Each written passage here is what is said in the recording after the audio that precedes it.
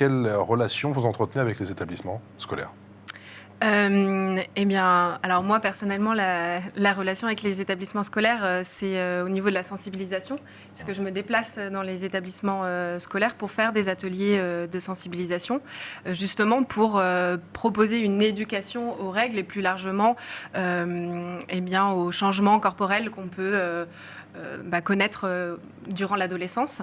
Ils ressemblent à quoi, justement, ces ateliers de sensibilisation ?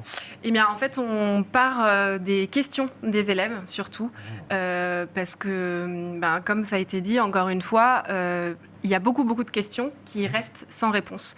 Et en fait, les élèves n'osent pas forcément toujours poser leurs questions aux profs ou à l'infirmière, parce que c'est des personnes que ils et elles vont voir plusieurs fois dans l'année. Et donc, le tabou est encore prégnant. Et puis...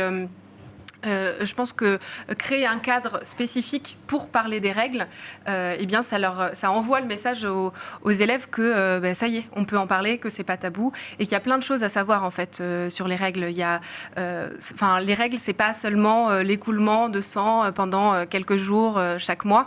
Il y a la composition des tampons et des serviettes qui rentre en compte. Il y a l'utilisation, la bonne utilisation de ces tampons et serviettes ou des culottes menstruelles.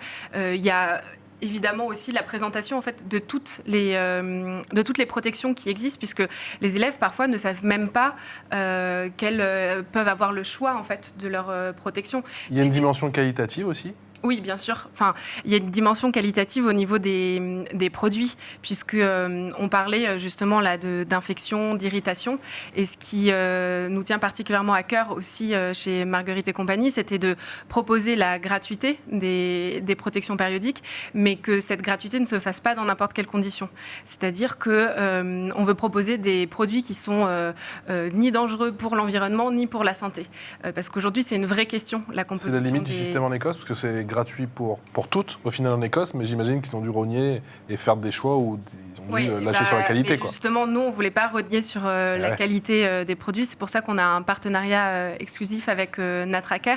C'était pour garantir cette qualité et de garantir des produits sans plastique, sans pesticides, sans parfum, parce que c'est une vraie question de santé publique.